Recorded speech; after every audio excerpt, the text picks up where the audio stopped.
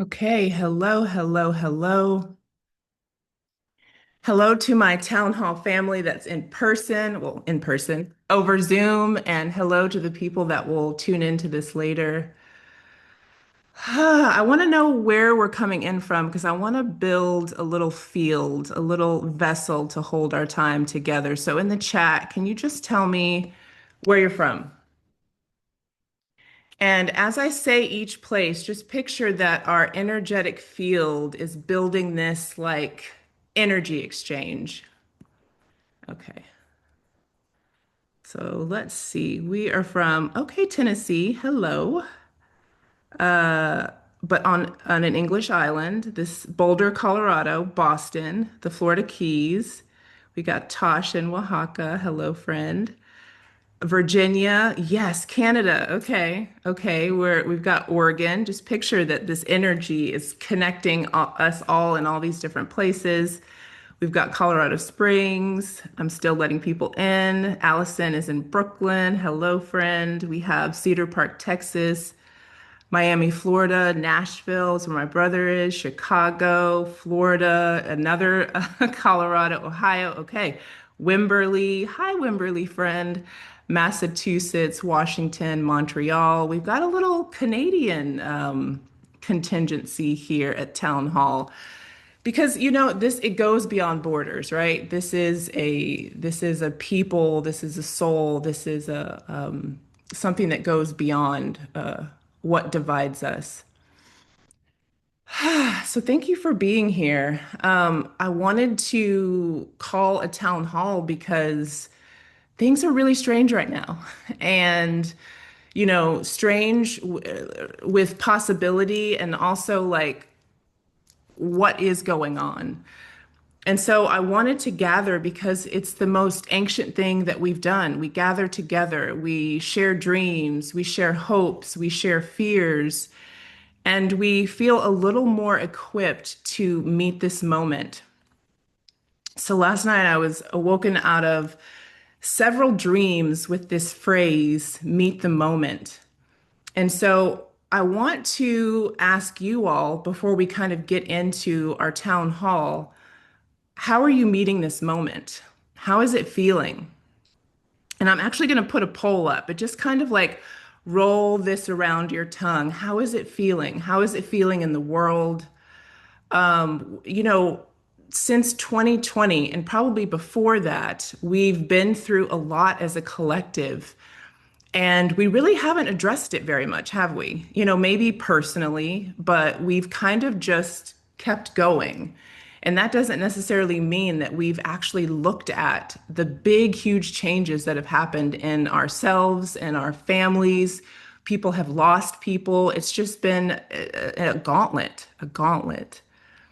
So I'm going to do my first ever poll because I want to see how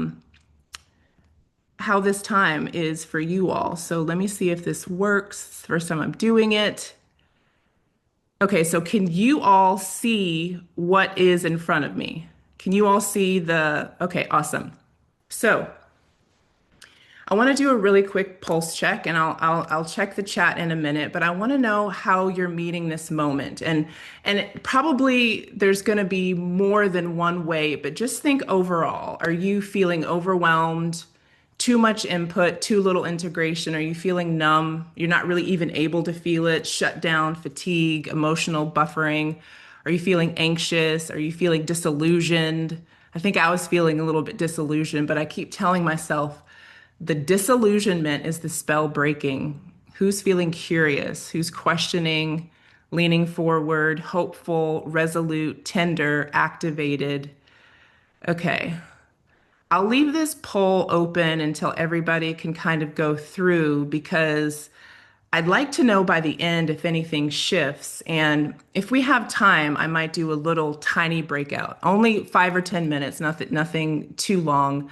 But I thought it'd be nice just to feel kind of a smaller pod of people. So, what we're going to do tonight is I was really thinking, okay, so are we going to come and just talk about the files or talk about what's happening with ICE? Are we going to like talk about red or blue? And we can touch on that, but I really thought what would be even more nourishing for all of us would be to just talk about some ways that we can metabolize this. Because even if we're not feeling it, because we've numbed ourselves to it, there's still things going on because we're a human family and we're connected. And that's what I really, really, really believe. I'm gonna go ahead and end the poll. I want to see what the dominant sort of feeling is. Okay.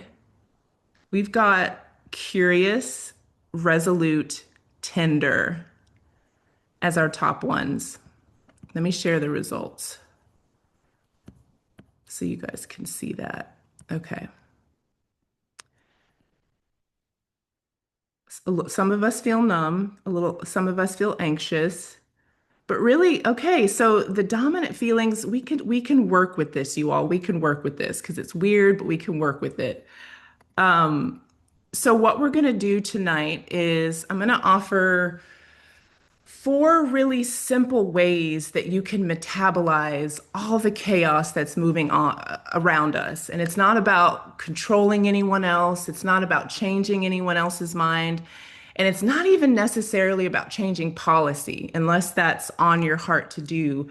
But it's ways that you can feel resource from within. So, in between my sharing of that, I would like to open up the floor to all of you because it's just as important for people to hear your voice. And I thought we would use a couple things. You're going to be able to see my screen, and I'm going to be taking notes and sharing some things in just a moment.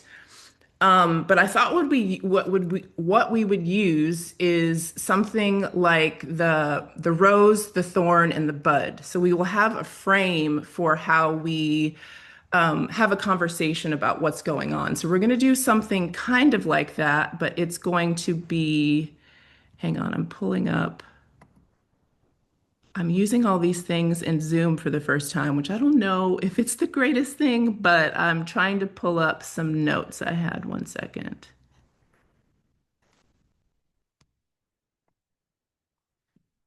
Let's see.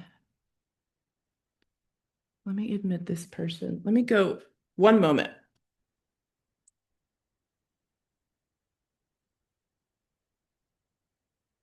Okay, so guess I don't need my notes. We're gonna, the frame for the share is the peach and the pit. And I think that probably already makes sense to you. The pit is like what sucks about right now, what hurts, what you're watching that just feels really like, ugh. And the peach is the opportunity that's wrapped around that little seed of that little pain point. So the peach is something that you feel hopeful about or some way that you want to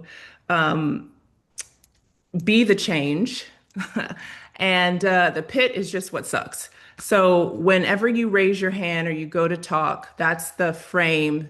That way we can hear from people not only about what is challenging, but what is hopeful, because I think that that is very missing in the discourse.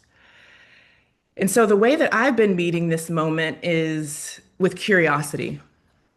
I've been watching, I've been observing, I've been a little, I won't say the word I heard in my head, but judgmental, probably in a way that's positive, because I think we need to bring a little bit of that back and probably in a way that maybe adds to the energy. I've watched things get really divisive, and I was like, all right, I may be just one person in Wimberley, Texas, but I want to gather with my community and I want to hear from you all. So that's what inspired this conversation. So, without further ado, let's get into one of the four principles that I think is really important. After I introduce those, these are really simple. We can riff about them, we can talk about them in the chat. I want to open up the floor to you all, and we'll get a chance for a few shares in the time that we have together. But I just want to hear from you. So let me see if I can share my screen. One second.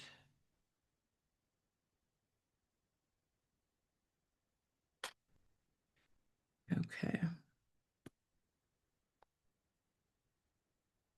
Okay. Hang on.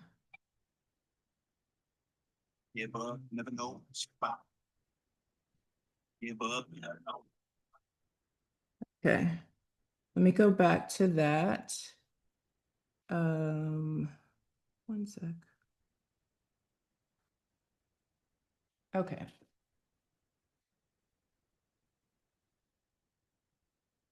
All right.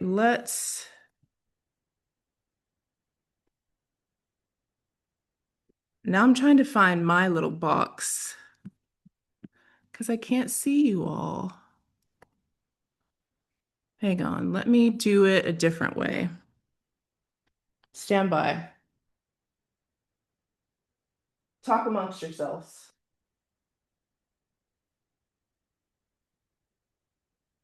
Okay.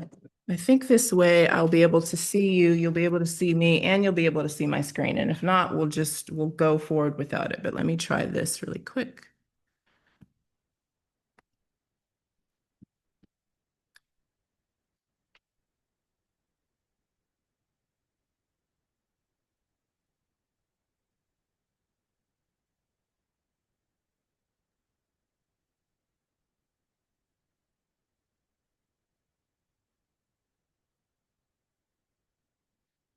Okay, it doesn't seem to be working, and now I can't let people in.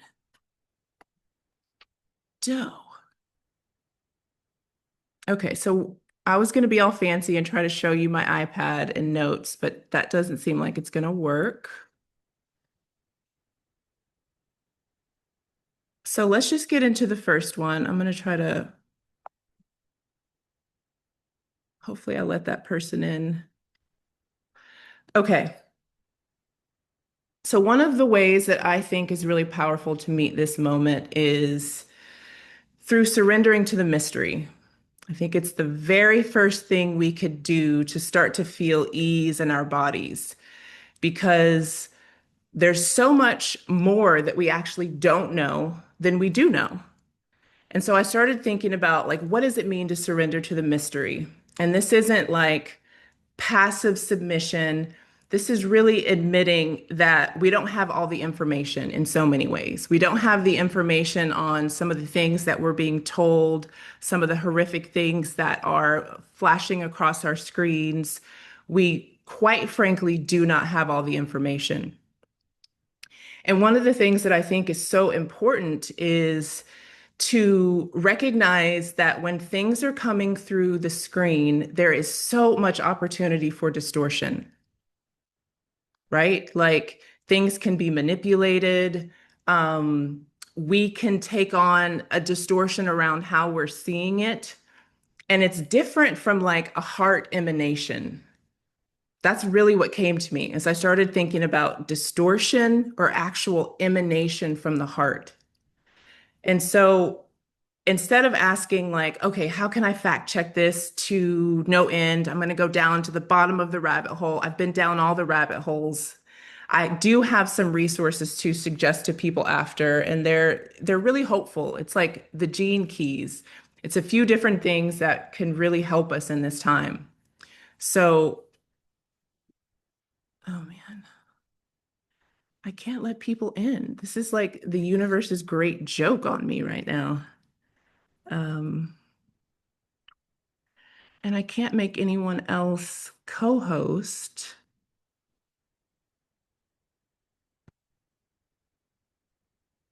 Oh, I got controls back. I don't know what happened. I touched a bunch of things. It's working now. Okay, so the mystery. Does that make anyone's body relax? There's so much we don't know. There's so many invisible allies. There's so much more mystery than there is even solid ground, which, surrendering to the void can be both things. So that's the first thing. So I want to take a beat. You can write down mystery. You don't have to write anything. You can just let that soak in. I have a friend here who is going to be creating something for humanities. I'm going to introduce Emmy Britton as one of the first people to speak. And then if you have something on your heart, you have a peach and a pit, then I invite you to raise your hand and speak into the space. That's what this town hall is for. It's not for me to hear how I feel about this. I do have strong opinions, but I'm holding them loosely because I want to join hands with other people. I want to mobilize with other people. I want to create a space where there's not so much division and we can be messy and we can be human and we can be like, this is uncharted territory. Like, what do we do? So, Emmy, do you want to unmute yourself? Are you able to do that? So, Emmy is an energetics practitioner, and we've been working together behind the scenes to turn her book that's called The Layman's Guide to Energetic Mastery into a course because this time is so much about mastering your energy. It's either being siphoned off by this, like this event, that event, horrible things happening, and you're putting so much energy into that you can't refill your own cup. You can't create the work that wants to come through you. So Emmy's going to start us off with a suggestion for these times. Hi, everybody. Can you hear me? Yeah. Yeah. Okay. Thanks, Aisha. You just said something that was so resonant, and that was that we want to focus on our heart emanation, right? And to do that right now, with as chaotic as everything is, we need to do it from a clear space. And the problem that I see right now, the pit, if you will, is that so many people don't have that clear space to operate from. And so how do we get it? And how do we do it without going through decades of therapy at this point, right? So Right. there's a really quick, simple tip that I want to share with everyone here. Um, and that's something that I call energy returns. And basically, if you think about the field of consciousness, we're all in one bubble together. We're all the same thing. But within that bubble, we each have our own individual field. So if you picture it as like a clear bubble around yourself, that's your field, right? And we're all in control of our field, and we control what comes in and out of it. A lot of people don't have clear boundaries set up around their field. So what happens is over time, every time you interact with someone else or see the news or hear something devastating or any of this stuff, you collect other people's energy in your bubble. Mm, And then you're also sending your energy out to other people's bubble.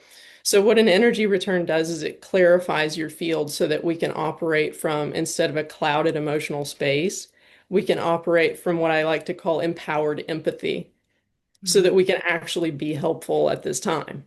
Yes. So the way that you do an energy return, I've been using the example because I think all of us, and it looks like most of us are women, I'm not sure, we're really affected by seeing the pictures in the news of the little boy who was taken by ICE, Liam, with the hat and everything. We all know this kid.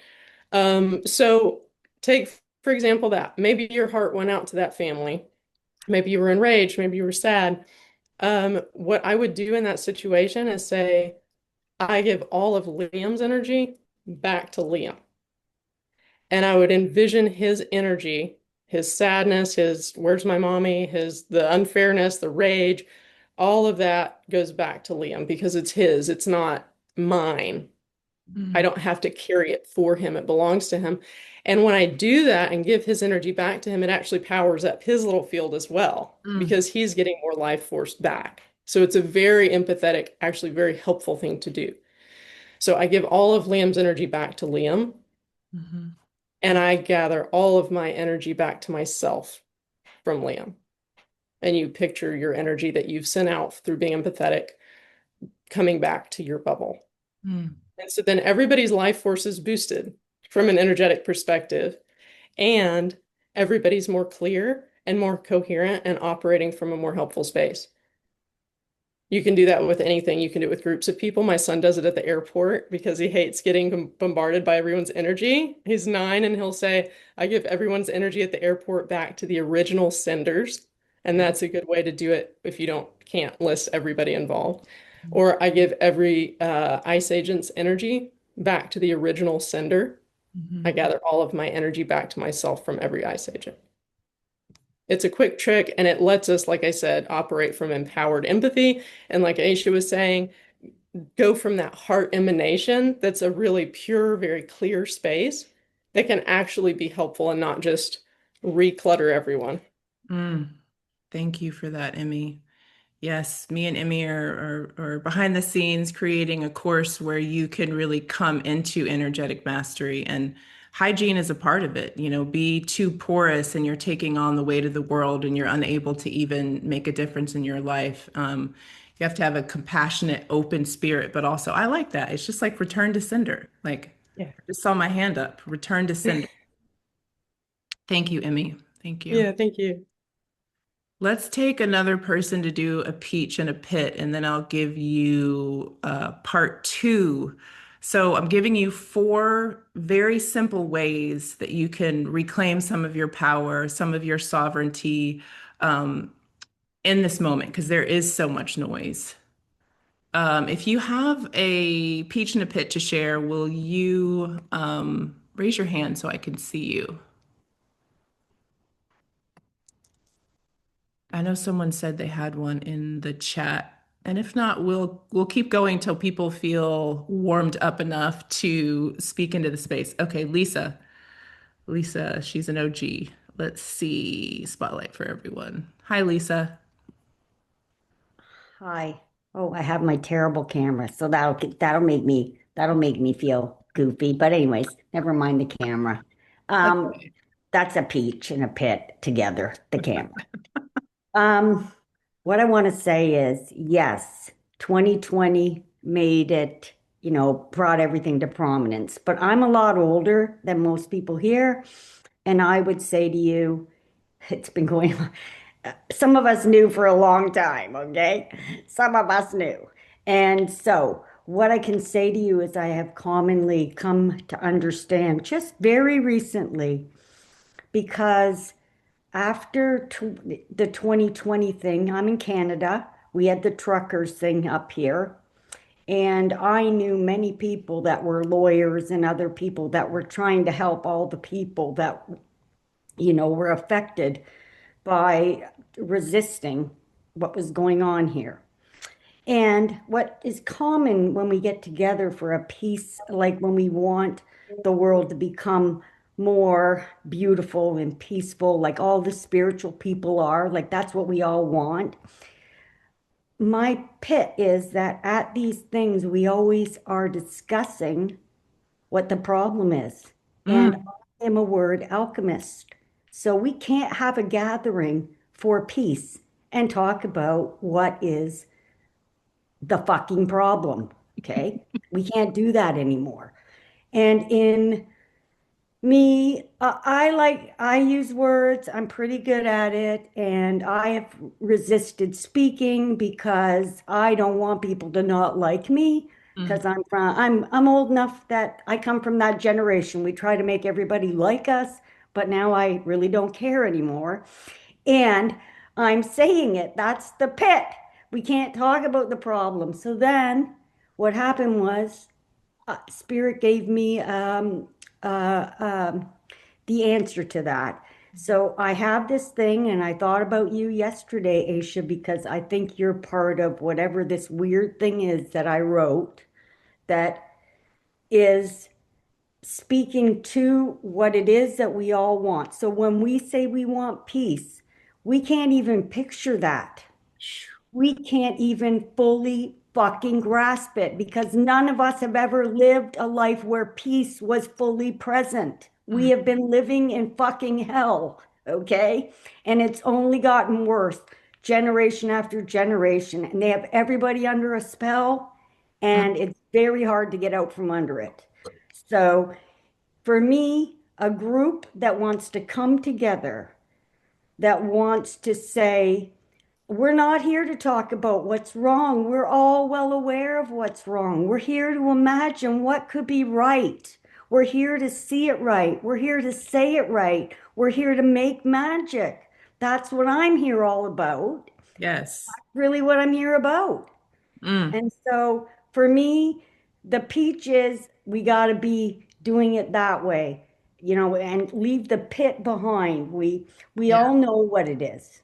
We Uh, don't need to keep carrying it. It has so many different out picturings. It's this bad guy and that bad group and this bad this and this bad that. and we bring it to the peace rally. And Woo. we bring it to the peace rally. Well, fuck that shit. Mm. So that's what I got to say. Sorry for all the fucks, but Oh, you know, thank I you. knew I could fling them because I'm with my friend Aisha, and she's a flinger.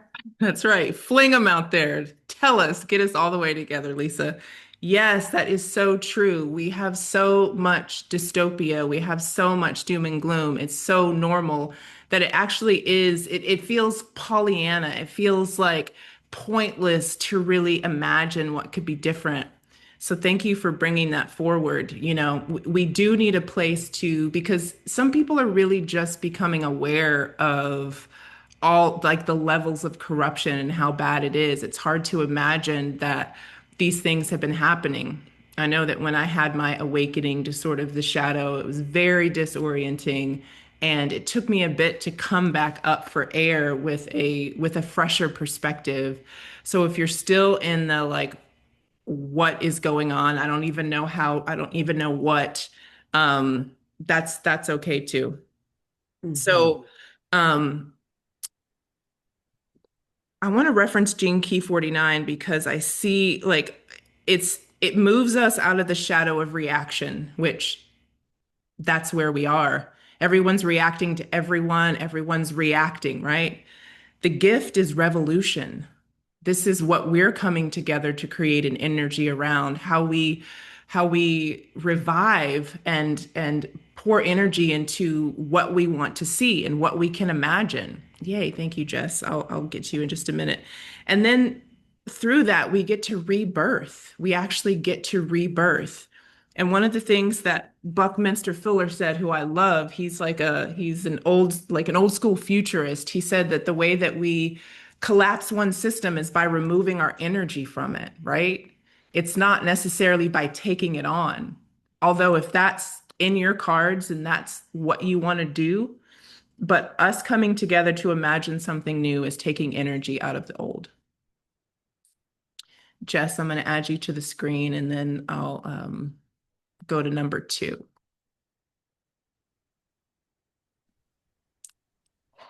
Hello. Hi. I thought that it would be a fun connection.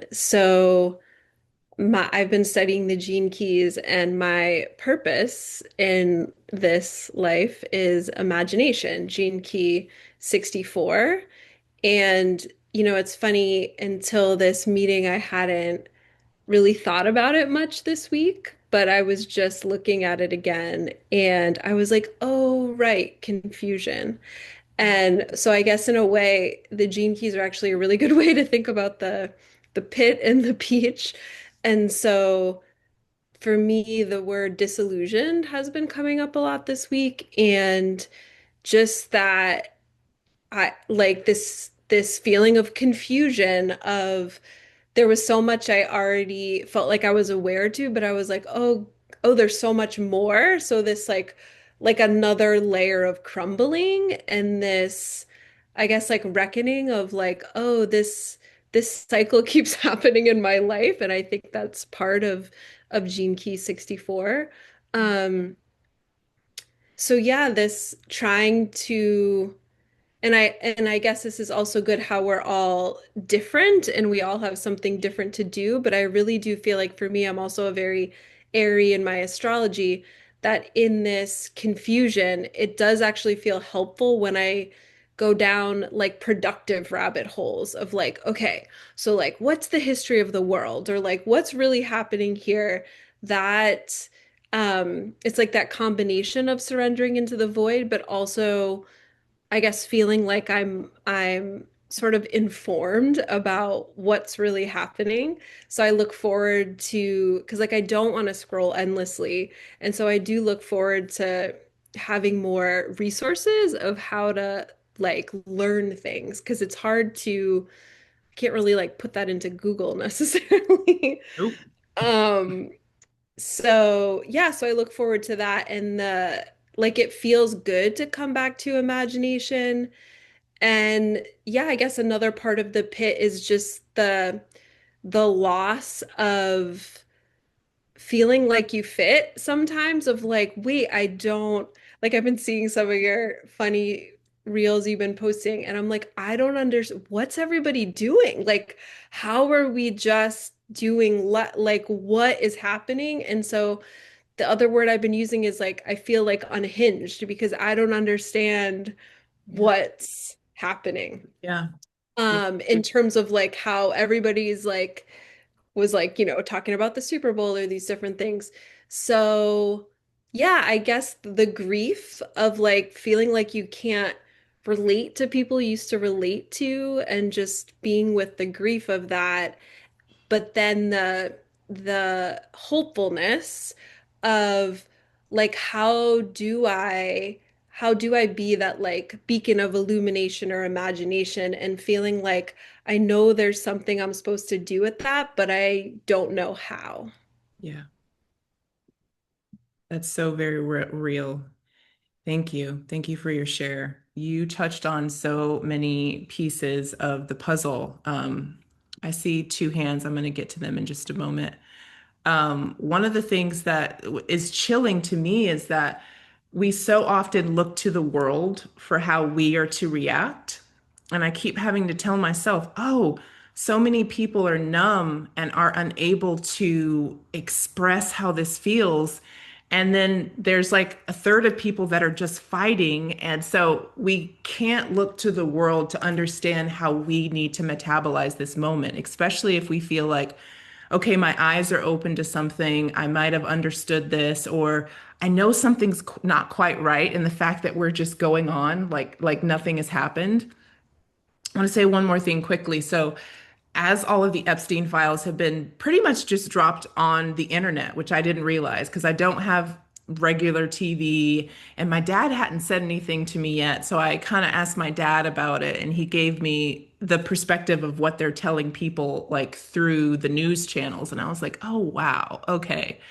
So I can see why a lot of people maybe aren't up in arms or aren't, you know, I think the revolution is going to be a lot quieter. Like the televised version is going to be to siphon your energy. This is, to me, this is the energy of like how we link hands and make change. And sometimes it is loud, and sometimes it's just quietly creating structures and systems that actually support real human beings, you know?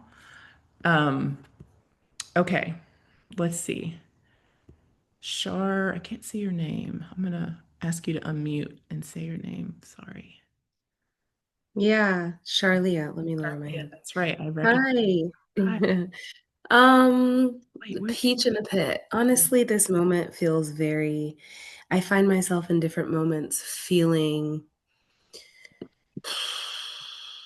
indignant and apathetic, Mhm. because I am somebody that I guess has been awake for a long time.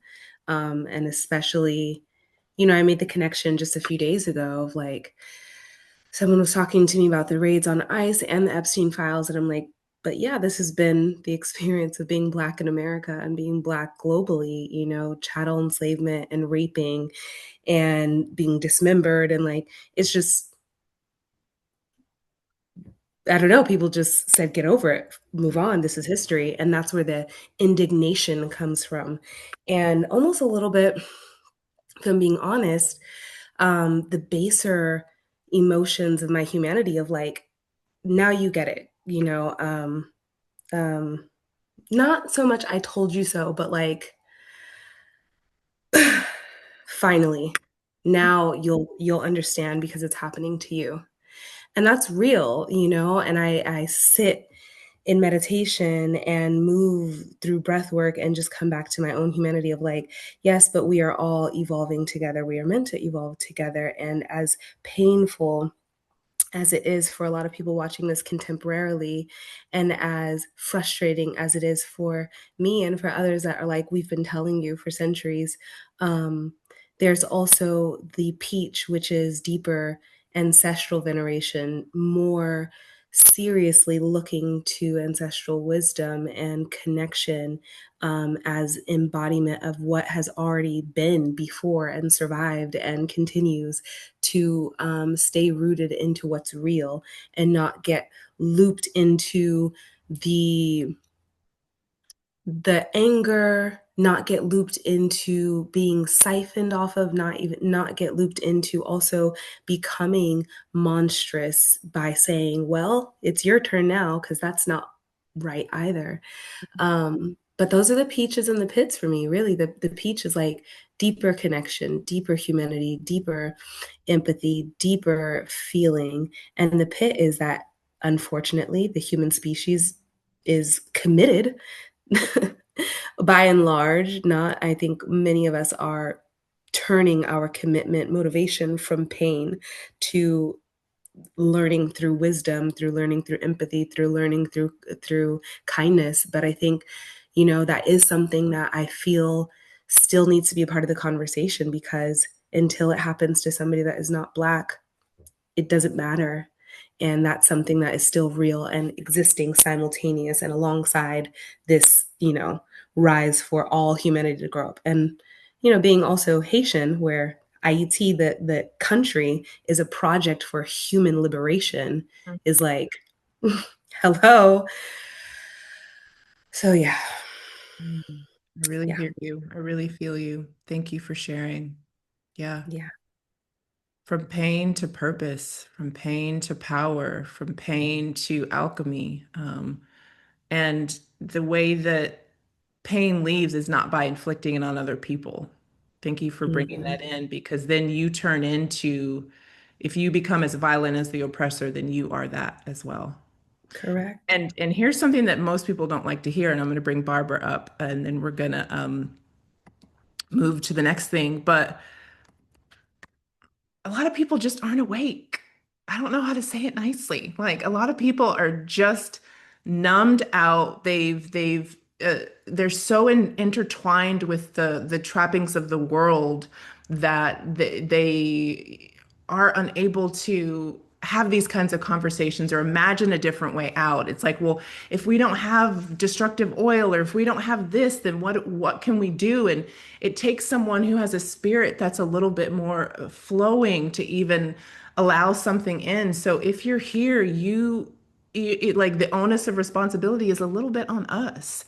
And it's not like we have to charge out and change the world. We just have to join hands with one other person, two other people, three other people, create something small that gets us less dependent on something that is often sleight of hand. Like, that's the whole thing, you know? Barbara, let's take you, and then I'm going to go to number two. Number two on our list. Let me pin you. There you go. Hi, everybody. And thank you, Aisha, for sharing and opening up this platform for everyone. I really appreciate it. And I really have loved watching you over the years. You've been quite entertaining and eye-opening and just very artistic. So thank you. I wanted to just say too, to Charlia's comments, we can take each other down or we're going to rise together. And that includes all the man bashing that I always see. We're all in this together, so to speak. I hate to use those words over again because we heard that on the news a lot, but we have to rise together, all of us. The pit for me is that the goal is to divide and conquer and use us as useful idiots and have us fighting with each other. And yeah, I saw that on a post in my real estate office in my old life. And it was all about being used as useful idiots to take us down against each other. Ultimately, I think it comes down to, do you know yourself at the end of the day? And the AI and just all the things that are going to come into our faces, do you know yourself? Do you trust yourself? And if you trust yourself, then you can trust who you're with in your little tribe. So not to sell yourself out to all of this. It's a bifurcation. And like I said, until we just don't even trust our own selves. So that's what I see as the pit. So I try to be stoic about a lot of things and maybe use dark humor also. But the things that are happening are real. The rape and pillaging of children. And like Charlia said, this has been happening to Black people forever. And now it's just a surprise. No, it's been happening for eons to everybody. And mostly, maybe you could say, to women. So, what is religion? We'll get into that another time, I'm sure. That's a really deep one. That might be a revelation coming up. But to me, the solution is that I live by example now. I don't try to change anyone, convince anyone. Whatever tools are in my tool belt, as simple as they are, like sharing coffee enemas today, which I've never done before, to the degree that I put it up today, is just to focus on how I keep myself grounded and just sharing that with other people. And I'm going to end it at that, but I am my hands are like buzzing right now. Might be the coffee enema that did it to me, but not to try to change anybody else, just evolve myself and share as an example. Amen. Thank you for that. That's a powerful reminder. And Thank that's you. the perfect segue into point number two. And that's to really keep our eye on the prize. And what I mean by that is it's not some externalized version of the prize, but it's really this internal relationship that you're having with yourself. Because we can't even start to imagine global change until we're not at war with ourselves. And that's just flat out, right? Because we bring ourselves everywhere. So, number two is just keep your eye on the prize, like your creation, your village, what you can actually touch that's not necessary. I'm touching people's hearts right now, but I'm going to go home and I'm going to be an example of what I really want to see to the best of my ability. So, your village, your mission, your children, your body, your art, empire, which to me, it's all of it. I don't like any of it. Throw it all out. That's how I feel. Throw it all out. At one point, I thought, oh, this side's better than the other. And I've become disillusioned with all of it because some people's stuff is more upfront and some politicians' stuff's a little more buried, but they're all doing the same stuff. They're all in the same rooms. That's how I feel. And so the way that we take back our own personal power is to focus on what we can build and like, what is your sacred focus? And what deserves your life force? Do you really want to give your life force to arguing online with someone that might be a bot, might be someone is some other place, hooked up, just keeping you hooked to the screen? When there's something bubbling underneath all of this chaos is actually like fertilizer for what's coming. And beneath the bubbling chaos is also hidden truths about our ancient past, who we were, and who we were beyond these short little lineages where they say, okay, Black people were slaves, you were this, you were peasants, you were that. No, our true soul essence, our the past that reveals more of who we truly are, and not just like what's encased in flesh, because this goes away. But there's a part of you that remains, and that's what we're sharpening. That's the only thing we can take with us, y'all. The only thing. So, tip one is to try to rest into the mystery and let it be something that is um, as exciting as it is like, oh my gosh, I have no idea what's going on. Okay, well, what's going on with you? Who are you being? There was something that really came up as I was thinking about these four principles, and it was how during 2020, everybody like left the new age to go to church, which I have no problem with. I think that actually Christianity is more a set of principles than it is venerating one person. And I found that a lot of people hop ship because they didn't want to yet look at themselves. And of course, this isn't for everybody, but I think with identities like, oh, I'm a Christian now and I've left the new age and I'm a Democrat, not a Republican, and you said my pronouns wrong and this and that. You have to when it's your identity, you have to what's the word for it? Defend it. You have to defend your identity because if someone takes a ding at it or someone doesn't agree with you, then it's game over. But with principles, it's different. There's something about integrity because it goes beyond borders. There's something about compassion because it goes beyond borders. And I really feel like the things that I want to focus on are more principles than things that make me have to defend, right? And that was something that I really thought of about how we change the world. We change this ecosystem, and then it like if my ecosystem is a stream, it goes into the broader ocean, and that's how change happens. So one, mystery, two, eye on the prize, but inside. I'm going to get to three and four, but I just saw a hand raise, and I'd love to give more people the opportunity to speak because we're really like weaving this tapestry of shared human emotion. Because like to just pretend that we don't feel things right now is not going to work. And to only talk about the problem also is going to get us in a stalemate. Like Lisa, she started us off with a mic drop. And so we're really here to pray with our feet moving, right? That's what I say to myself, to pray with our feet moving. I'm going to add Haley into the screen. Hi, Haley. Hi, it's nice to see you again. I think the word principle is really key. I come from a community that is founded on principles, and I know when I'm violating them, and it doesn't feel good in my being. And it helps me come back to center. And I met the most incredible man who I'm in love with, who has a set of principles that he never deviates from. I've known we've been together in our fifth year. I have never seen him compromise his principles and his values. And Is he a Capricorn? no, Sorry. he's Aquarius, Okay. actually.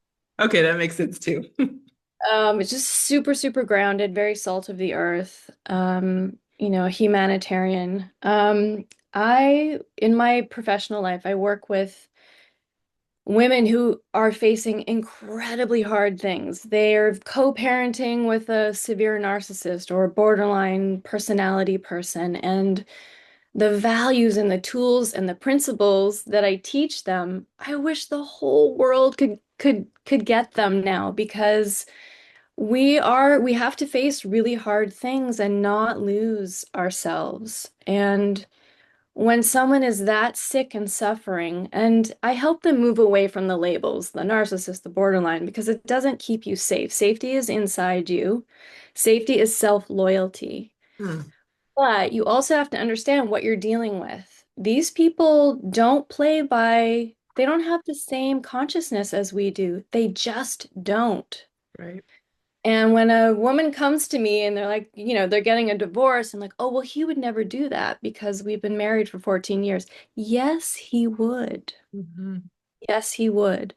You have to get real. Like, these are hard truths we have to face about the people who are running things. And I think principles are one of the ways we really stay in our hearts. Mm. And I remember a mentor of mine, this is like 20 years ago. She said, you know what? What's coming? You better learn how to choose love and kindness. That's the only way we're going to get through it. And she was right. I didn't know what she meant back then, but now I get it. Mm. Now I get it. Yeah. So grateful that you're all here and that you're hosting this. And yeah, it just means a lot to me. Thank you so much for that. Would you mind putting in the chat like some of the unshakable principles that guide your life, just so we can see them? Okay. Yeah, I will. thank you. Thank you. Exactly. Yes, I co-sign everything you said. That was a really powerful share. Thank you. Now we have Hallie, from Haley to Hallie. Oh, hi. Hey, babe. Oh, hello. Hi, I have no idea what's going to come out of my mouth right now, so let's see. I am in a really deep grief portal, as you know, Hmm. and it's been 6 months since I lost a child. And I came out, and I haven't been really like tuning in. Let's just say I've been busy. I've been grieving really well. Yeah. And I came up, and it was such a fucking bitch slap. Just Hmm. be real. because I've known that it was coming. Like I've read The Fourth Turning. Mm. I've been looking forward to um, what I know I was born for. Like I was born in 1970. I was 7 years old when Star Wars came out. Mm. I want to Princess Leia the heck out of this whole freaking thing. Okay. And I assumed this is where it's like you think that you're awake and then you spend time with your family. Yeah. Like I was like, my father's an attorney, and I was like, Dad, you got to go down this rabbit hole. Like it's on the DOJ, you know. And he was all like, he's a Libra. He was like, well, I'm not going to be make, you know. And I was like, all right, I'm gonna give him some time. But y'all, my sweet mother, this is what she said to me, and it just sent me absolutely screaming into the abyss for a few days. I had to put up a boundary. She said, let me get it right. She said, Trump is a wonderful man and a loving father.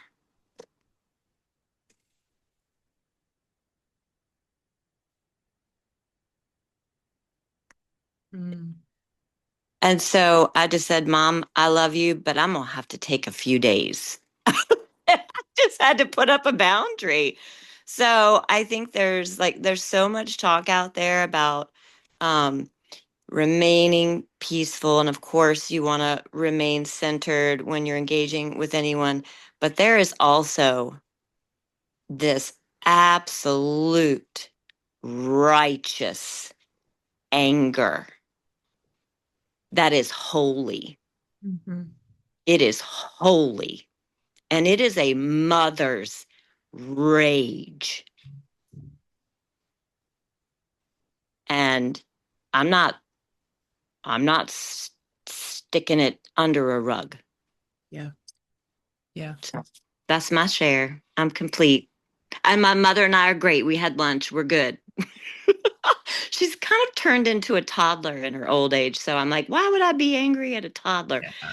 But yeah, Thank you, thanks. Kelly. Yeah. Yeah. It's to be one of the people in a family um who is willing to look at things and some are just going to be unable to, you know? And I'm not saying that it's easy to maintain peace or maintain connection, but there is a lot of truth to united we stand, divided we fall. Even if you're standing next to someone who has polar opposite beliefs, that used to burn me up. I used to remove my energy from places like that. And then I had a real kind of come to Jesus with myself and was like, all right, what are you identifying with at this moment? What are you making this mean about this person? Is this really true? Even if they don't see it like I do. And I think it can burn you up. And that's why when I think about what's happening, we're metabolizing that with our bodies. So I hope people actually have a place where they can yell into the void and Yeah. express their anger and get it out of their bodies so it can become a catalytic force and not one that just sits inside of us, right? Yeah. So thank you for that. And that's real. I think people don't know how to deal with a raging mother, but and I also think like small but mighty. I think, there was a quote about, a small group of citizens making change. And I think for me, that doesn't involve trying to get policies changed because I don't think that system can really be rehabbed. It really needs the fire of alchemy that is Yeah. happening. We need to be creating our own systems that protect us. And that's what I'm more interested in, period. Okay, so Amanda, I'm gonna call on you, and then I'm gonna go to number three. And let's see, Amanda, where are you? Let me find you. Oh, do Amanda, and then we'll do Lori. Okay, hello. Unmute yourself. Thank you. Yeah. And just thank you so much for having this. It's been a really eye-opening week over here for me. I feel like I've been a little, mm, I don't know, like I feel like since probably the pandemic, like just sheltering myself a little bit and really resourcing within. And then suddenly this week it was like, okay, I'm here. Like I'm here for it. Like I can take this in right now. I'm not collapsing. I'm metabolizing. I'm super aware of just as a female body, I'm like holding, I feel I'm not nothing against male bodies, but I'm like, this abuse has been happening mostly to female bodies. And it's like this resonance that's happening, I think, in each of our bodies as like we're just like in this. And my there's this reclamation of my sensitivity right now that is also very much coming through this perimenopausal portal that I'm in. I'm a mother of three daughters. I have a grandson now. It's like, wow, I thought felt like I was a protective mama when my babies were little, and now it's just like, oh fuck no. Like I'm living right now currently with my partner in the Columbia River Gorge in Washington, and I think I've really been taking for granted like this land. Like it feels so unshakable and so fucking mind-blowingly beautiful. Like I cry. Like I drive down the road, the mountain comes into view, and I'm like, and the glaciers are rapidly receding. It's like we cannot take any of this for granted. It's just not like I don't really know like what's going to happen to this land even in five years. So that's been the pit. The peach around all of it is that I've had this idea of what I'm wanting to bring through into the world. And it is just like it's been there for probably at least a year, maybe more. And I'm like, okay, like this is like I don't know where it's taking me. It actually doesn't even matter, but there's like I keep hearing this like, what is our individual response to the times that we're living in right now? Like, what is actually like being called forth from us, like not from a mental place, but literally from the depth of our body. And yeah, there's just this embodied sense of the power in that, of that each of us, like if we're each stepping into that, like as like with like this speaking about principles, like this is definitely one of mine of like this deep listening of like, what is mine to do right now? Mhm. And um, yeah, I feel like I need to just say it, but it's inviting women into basically a collective experience of pleasure, grief, all of it, that it comes from this deeply embodied somatic space. And um, that it's like we don't need to be doing this by ourselves. We actually need to be doing it together. That's like one of the like foundations of this new culture that I want to be living in at least. Yes. Yes. Yeah. Thank you for that. Thank you for bringing in the nature and how we can be savoring it, how it can help us heal. And, I was thinking there's nothing better than a regulated body, but also there's nothing better than a group of people who have come together and who can breathe deeply into this, to the rage, to the possibility, to all of it. And we really do. We create this like collective nervous system. That's why I wanted to be like, okay, where are we coming in from? This is the energy that we're going to carry out, right? It's lighting up little things within us. So thank you for that. We do need those spaces. We really, really do. We need to gather in that way. Okay, Laura, and then I'm gonna talk to you about the third point. Um, Let me add you in. And you can take your camera, you can turn your camera on or you can leave it off. Is it Lori? Lori Brooks? Do you still want to? Oh, sorry. I didn't know I could unmute. It's Lauren. Lauren. Yeah, hi. Hi. Oh, I'm so grateful for this space. I feel like my body has been vibrating with rage and grief. And it's like this ancient like grief, like and I feel like I've been living the macro of, or the micro of this macro inside my family. My mother is a survivor of incest. She was raped and tortured by her brother and father growing up, and her own family could not, she became the problem. Like she became the problem, and no one could look at it because nobody wants her own sister, my aunt, who I love so much. Somehow they have a relationship, and but my aunt still speaks to the one perpetrator. Like it makes me insane. And I'm like, how? And my father was a product of rape. My granny was date raped when she was 16 years old, and she said she didn't scream because she didn't want her father to kill her boyfriend. And I'm like, I'm here to scream that scream. Like I am here to scream that motherfucking scream. And I've been training for this. I got sober from alcohol. I've in Al-Anon, which I can't talk highly enough. I've learned it's all about learning how to take care of myself. And I've learned that I can change the world, but it has to start with me. And I didn't know how to do those things. And I'm learning. And I feel yeah, like I'm just like, when are we rioting in the streets?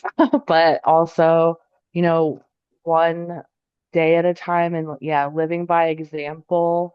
Um, and just yeah, taking care of myself. And I joined a menstrual health advocacy um group, and I'm gonna start helping like girls before they reach like menarche, and so they don't even develop all the shame. And that's, what, my little thing I can do, and just keep taking care of my fucking self. That's And right. I'm just so glad that people like this, we're here in community like this.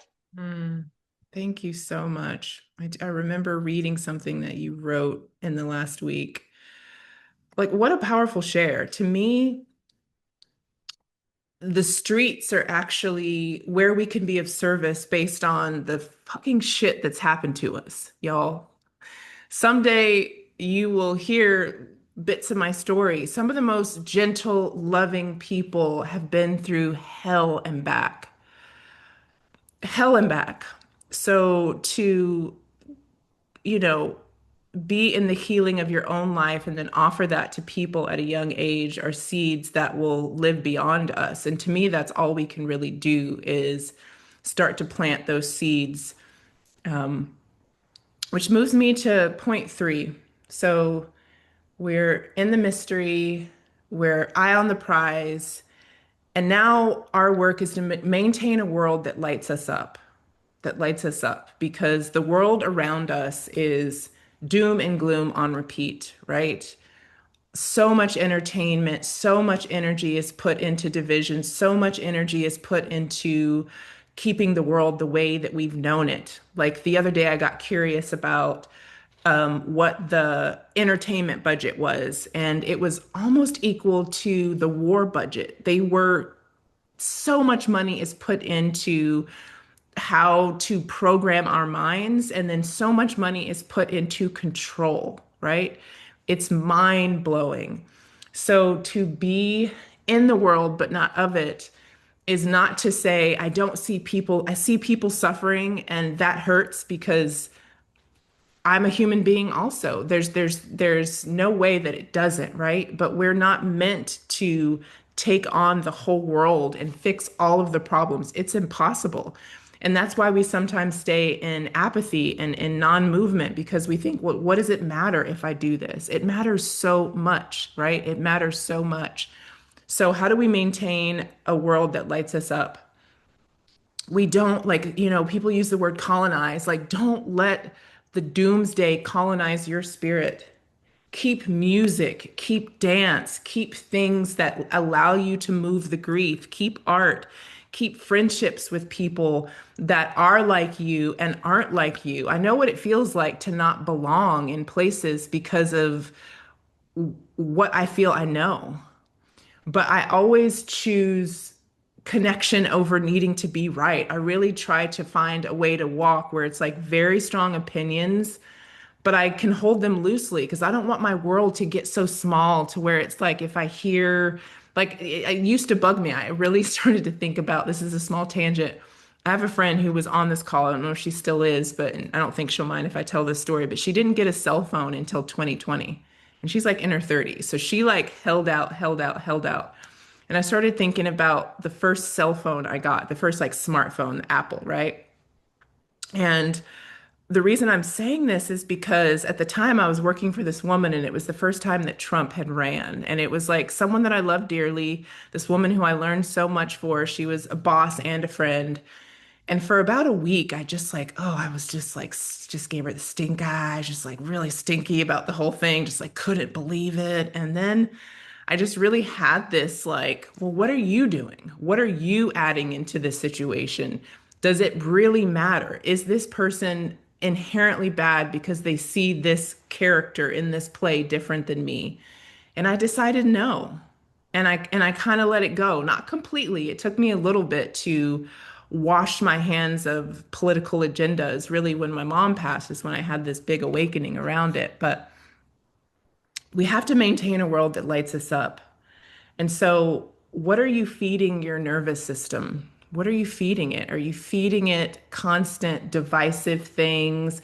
Are you using language like, oh, you know, they're this and I'm this, and people on the left believe this and people on the right believe this? Are like, are you a part of dehumanizing, right? I think there's a way to feel what you feel without adding that energy in. There's enough of that, and it doesn't really build. It's not a building energy. It's like a tearing down. It's like looking at what's wrong. And I think if we're here, we know we need to start to build something outside of these real corrupt systems. So asking yourself, am I like, what are you taking in as nourishment, as food? Like, how are you, again, metabolizing what's happening? And joy can actually be resistance.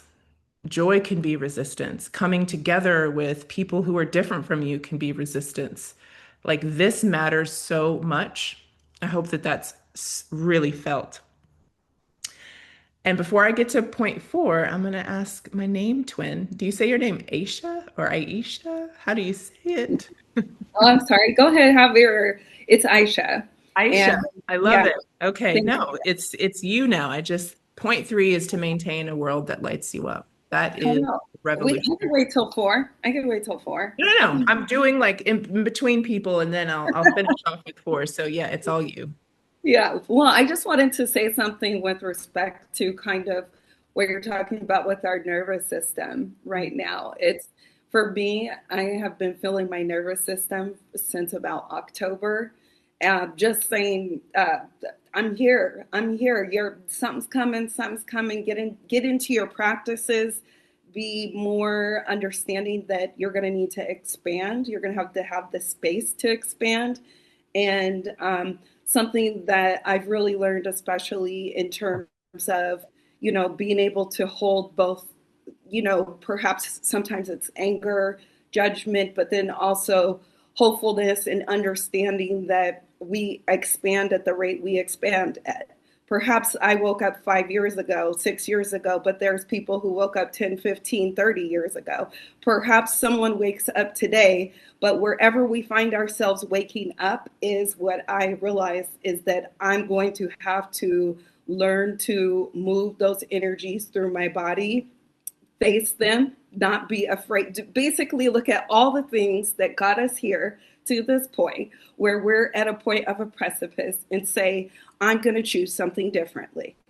Mm. I'm going to see exactly what this is. I'm not going to turn away. I'm not going to say it's happy joy when I can feel it's not happy joy in my body, nothing outside of my eyes. The world is telling me different. So if that is true, how do I go within and allow myself to grieve, to scream, to be joyful, to hold it all, the complexity of it all. And when I get to those points, like especially over the last week, I've woken up in a rage in the middle of the night, like eating babies, like, and I'm like, but yes, you've known this has been happening. You've been in lectures 20 years ago where they were talking about this. So here's the thing, Ish, what are you going to do with that energy?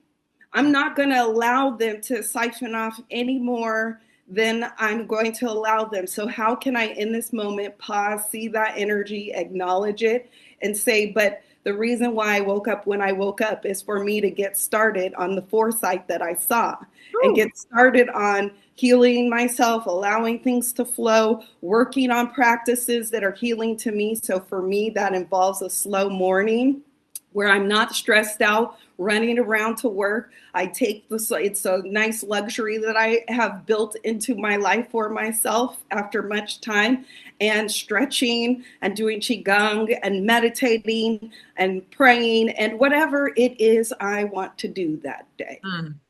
And what I know is that they no longer get to have my mornings. They don't get that energy. I'm peak in the mornings. I'm peak in the mornings. And so I apply that to whatever it is that brings forth life in my daily living then. And that time is for me to explore, to know myself, to journal, to think, to be quiet, to receive, to be quiet and receive, ask a question to my ancestors, ask a question to myself, my God self, and trust that my God self only sets me up for success. And so I'm going to sit and then receive that and then go and do. So for me right now is when I have those moments of pure rage, I take that, I acknowledge it, and I'm like, oh, but look what I'm creating. And I get up immediately early, like I said, as I got up and I went to work on what I'm wanting to see in the world moving forward. Not only wanting to see, but know that I saw in advance, which is why I woke up when I woke up to get started on why I came here in the first place. So wherever we're at, I feel like now's the time to say, okay, well, I'm going to transmute this energy because guess what? They know that this is an opportune time. Why do you think the files are coming out now? This has been going on for 30, 40 years. Why today? Because they know that it's an opportune time for people to actually put their energy towards something that could be of what they want. And the reality they're trying to push forward is you need energy for that. So what if I took my energy back, understanding how powerful I am to create worlds and create the world that I want? Yeah. With action. So that's my pits and my peaches. It's the same fruit. So I'm eating both at the same time. I'm learning how to hold both of them all the time and allow my nervous system, my body, because I think that that's what really has been calling to me, is to understand the practices. I spent today an hour doing 30 minutes of stretches, 30 minutes of qigong. What does that look like for you in your life? Yes. Yes. I need to throw my glasses and drop the mic. Like, damn. Thank you. Thank you.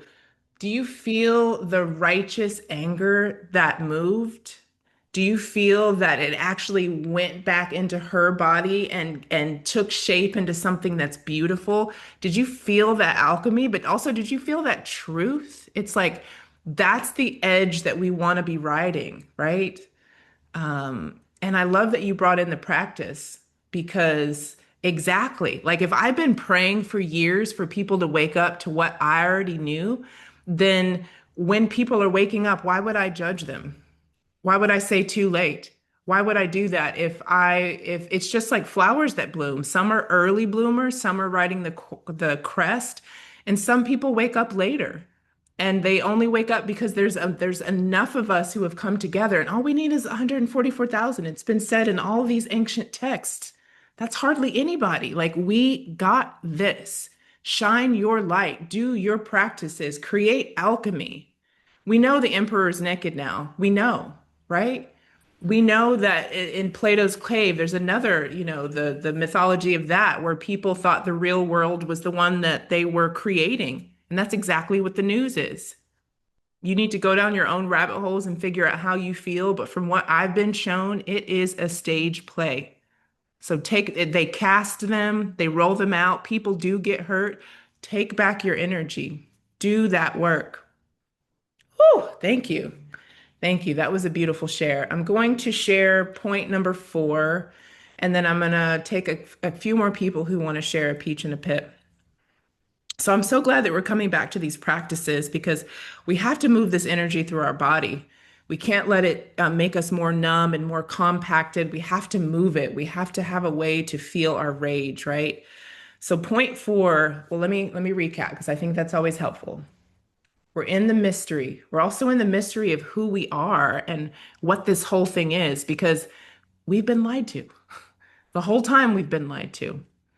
2 is to keep your eye on the prize. 3 is to create a more beautiful world in the ecosystem that you have around you. And 4 is to find that unshakable place in your physical body.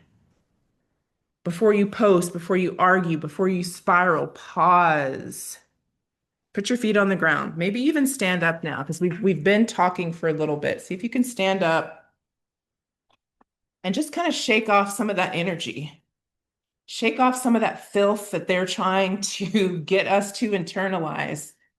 Like shake it off, shake it off, shake it off. Find that unshakable place in your body. Your jaw is soft. Your brow isn't furrowed. There's a place inside you that is older than time, that is older than this moment. How do you want to meet this moment? I keep asking myself, how do you want to meet this moment? And it's not like everybody else because I have the tools. All right. So where does steadiness live in you? And like at this moment, can you feel your spine?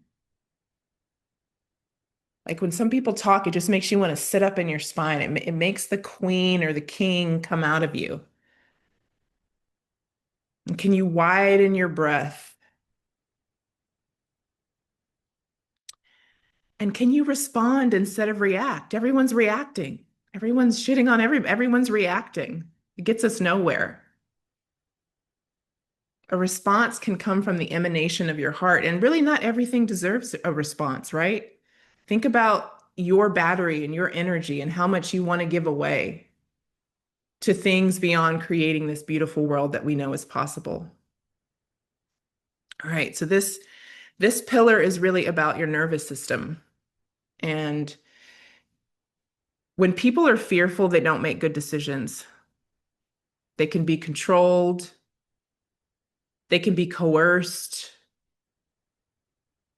But when you are in your truth, when you are in that unshakable place,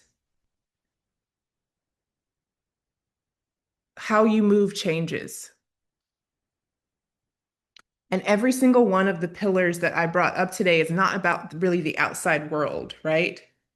We're touching this world that we can create, and we're letting that energy expand into the world, into what we offer, into being an energy that's different than what we're experiencing.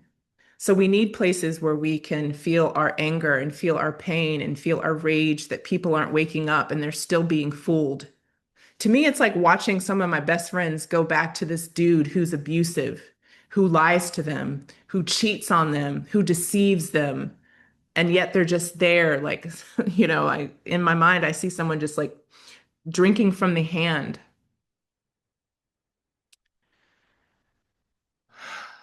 Okay. We have time for one or two more people who want to speak into the space. I'm going to try to go through, find the still point. Where does steadiness live? We have been lied to. Melissa. Okay. Thank you. Okay, I have unstable internet, so I'm gonna hope it stays stable. Anyway, so happy you created this space for us and seeing so many people is already part of my peach because when we wake up, sometimes we are pit lonely, and it just feels like not a lot of people know about this. So just seeing this many people show up is already such a peach for me.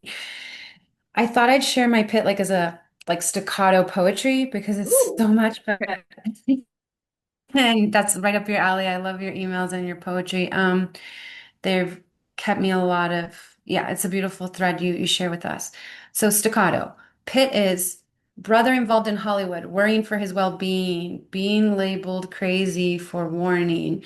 Two, wondering if I'll ever be able to travel anywhere freely because passports, governments, airports, borders, it's all part of it. When and how can I be free? Number three, children. I'd love to have them, but how do I have them in that very system? And how do I take them out of that system? Four, um, the pit of being part of the problem when I idolized the people that were puppets of the system. And yeah, so many, be it in Hollywood, be it politicians. I put in the chat, I interned at the White House. I put the Obamas on a pedestal. I put government on a pedestal. Now I'm totally unplugged from all of that. Respect to anyone who still believes in politics in any way, shape, or form. I mean, local means something, but anyway, so I'm just like, I feel like I was used, but I used myself, and I feel like I might not be the woman I truly am due to the programming that was so deep from this.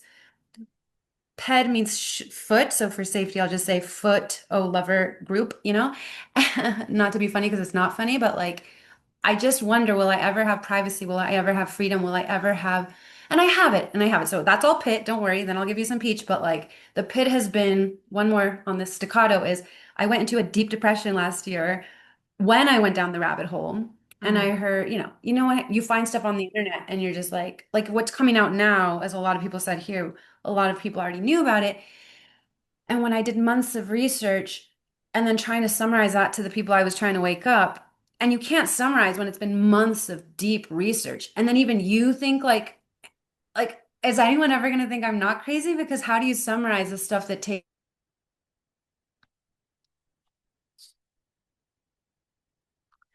Oh no, I think we lost Melissa. Can anyone else hear her? Or yeah, we lost. Maybe she'll unfreeze and come back. Melissa, if you can hear us, just, I don't know, reboot, come back in. Not sure what to. Let me see if there's any more hands. One of the things I really want to leave you with, we'll see if Melissa comes back in, and she had a really powerful share because it's so true. Once you go down the rabbit holes, you feel alienated. The natural thing to do is try to wake people up. I really want to remind you that your soul came here for a reason at this time. And there's so much mystery surrounding everything, right? Things that we've seen files of, we don't know for sure, but we know that things aren't as they seem. I think if you agreed to be here in this time when this great awakening is happening, there is a reason. And I think the highest level to look at this is that we're all players in this grand awakening scheme. And depending on how far down the rabbit hole you've gone or what your beliefs are, maybe there's past lives involved, maybe there's planetary rules, maybe you've read books that feel resonant. But at the end of the day, I really feel like I came here for a reason. And because I am not in as much slumber, of course, we've all been from the time we were born until now, we've been indoctrinated with certain things. And all we can do is just continue to unlearn, continue to remember that we're innocent in all of this, continue to wring out the old ways and let something new shine. If the revolution is going to be irresistible, it's not going to be through people that are fighting each other. That's not irresistible. that like hooks you right back into the old. So if you have found a way to be deeply rooted and grounded in what you believe is true, and I mean, I like maybe we'll have like a strange women and men gathering to talk about some of these things, but when I had my big awakening, it was so lonely. It was so lonely. I had to let so many people I'd idolized go. I had to let them go. And now it feels kind of good. I'm like, oh, it's like the sacred and the profane of it all. Um, I can enjoy some of the things of the world, but you don't want to, it's just like junk food. You don't want too much of it in this precious consciousness. Like our consciousness is the seed, and what we put in, everything we take in changes us. Every single thing. I'm going to take one more hand and then we're going to do just some pledges to ourselves and see if there's one small thing we can do, we can take with us from this conversation. Gabriella, I'm going to add you in. I think you're going to wrap us up. I feel it. Um, can you hear me? Because I have my earbuds in. Okay, perfect. Melissa's share just kind of really stirred me. I am really grateful, one, for everyone who has shared into the space this evening, and thank you for creating this space to hold a lot. But one of the things that it brought up for me that has really been this ongoing feeling that I have that I'm trying to crack is the inability to dream, right? And I think that I've always been a really strong manifester, and it is like if I want something to come through, like I visualize it, I start moving in it, and I have direction, right? And I have this momentum and this purpose. And I think that what has happened for me with since everything has started kind of, coming and crashing down and falling away and veils being pulled back and having all this information. And mind you, I'm not even tuning in to, I'm not tuning in to like looking for information, digging for information, taking the stuff and flipping through, pages and pages of things. It's just kind of what would come through like social media, through conversations. And even that is enough, right, to be disruptive to the ability to continue to dream of something good, right, to continue to call in goodness. And I think a second layer of that is also like, even as I'm trying to dream, not only am I disrupted by that and disrupted by myself, but I'm disrupted by a guilt, right, of like, how are you trying to dream for goodness and not staying right here in the fight of trying to, reject, resist, and damn everything that's going on, right? But I think that the points that have been made about protecting our energy, putting up boundaries, not bringing the shit to the peace rally, right? Like not like existing in that space is the whole thing. And I think that a lot of what I'm seeing on social media is people want to comment on what is going on because they don't want to be seen as non-caring, and they don't want to be seen as apathetic. And the way that they feel, the way that I'm experiencing it is they feel the best way to do that is to, elaborate on it, to share out, to bring it to the forefront of their spaces, and then to put it back out there. And I really feel that what we should all be doing is, one, like, we all acknowledge we can't ignore. There's no way that we could ignore what's going on, but like we have to keep our own joy, right? And we have to keep, putting that out there and offering that up to ourselves, offering it up to others, like really acknowledging when others are existing in a space of joy and trying to share that out, because it is so true that that energy that they're siphoning off from us, right, is like more potent for them when we are down in like the dredges of it, like down in the weeds.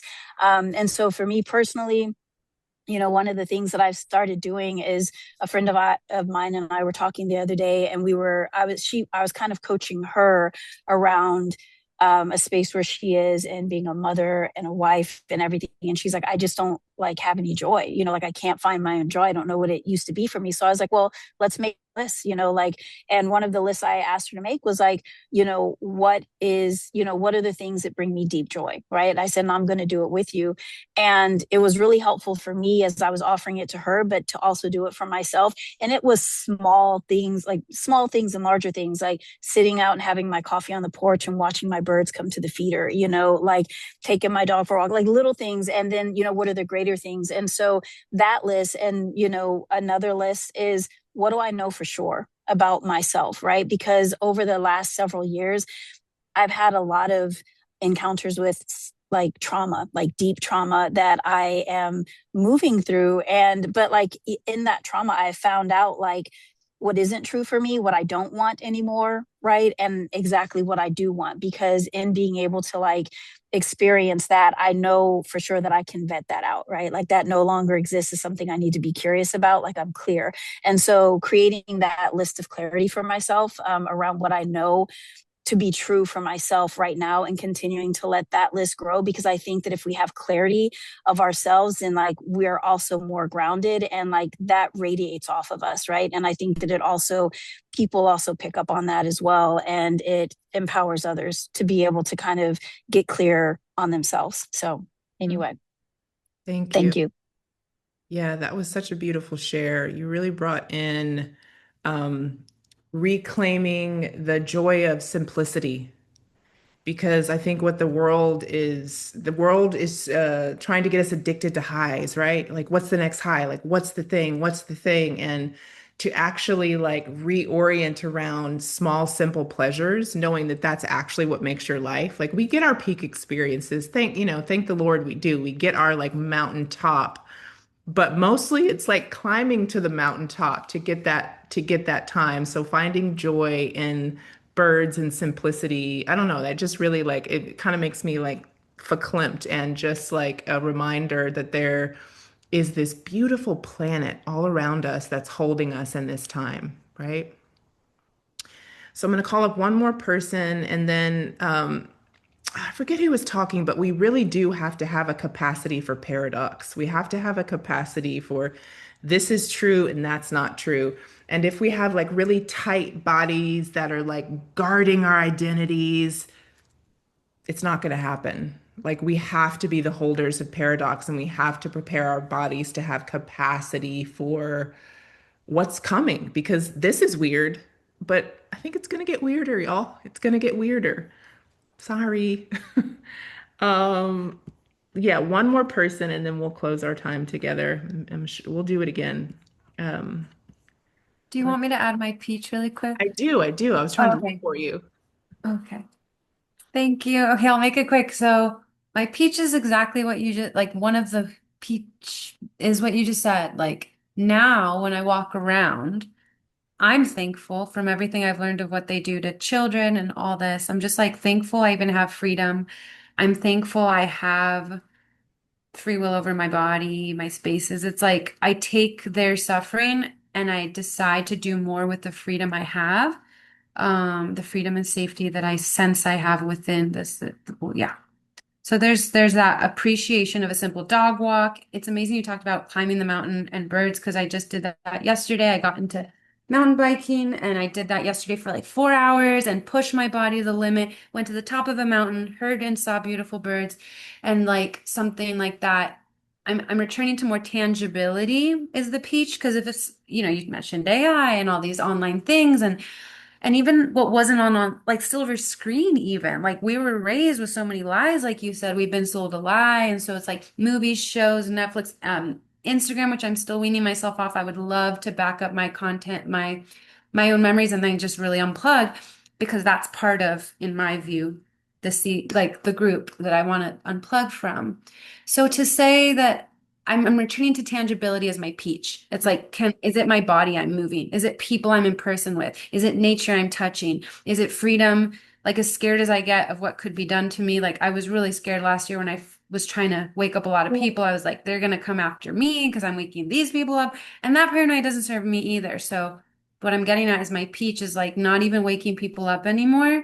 It's just appreciating the life I happen like yeah, the life I have right now. And my other peach is knowing that every time I don't give my money to this group. Mm-hmm. That's powerful, boycotting on an individual level. I know I got really loud in the comments about it, but research if you want who owns the companies you buy stuff from. Like I stopped buying from Amazon. I'll say it. This is probably recording that and but whatever. Like Amazon's a huge one. If you look at who the founder is and who he hangs out with and anyway, there's just so many connections up there of these people. And it's like so much money. We give them so much money every day, be it Coca-Cola, be it Nestle, be it, the movies we watch, and even Netflix, I unplugged from. So no shade if anyone's still like in some of these things, but there's so much money that I'm taking away from them. I even moved out of the country for personal reasons. So there's a lot I'm not buying in the United States, but it's global. We all know this is global. Yeah. So where is our money going? And can you put it in the hands of people you know or people that are doing good things? Your money and your energy and your time is so, so valuable. And I'm still working on that. So if anyone wants to be like a buddy about this, by the way, like we were talking about loneliness, if anyone wants to contact me privately and you just want to like vent slash mobilize and empower as a one-to-one buddy or as a three, like I just want to keep this going. I think what's happening right here is so powerful. So if anyone wants to talk, I didn't have someone to talk with last year when I went down the rabbit hole, and let's not even call it the rabbit hole, just when I researched and woke up and about this specifically, like just how deep it goes. So if anyone wants to talk, I can be more quiet and just listen to you and we can support each other if anyone wants that. Thank you. Thank you, Melissa. Thank you for your passion. Thank you for we have to have skin in the game, and whatever way that is, we're chipping away at it. We're chipping away at it. And just to close, let's put our hand over our heart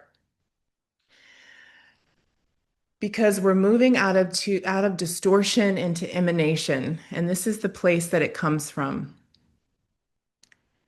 And we used to, growing up in school, I would pledge allegiance and think about all the repetition of that. But I want you to actually just make a vow to yourself about the kind of body you want to live in, the kind of world you want to live in, and what you're willing to do.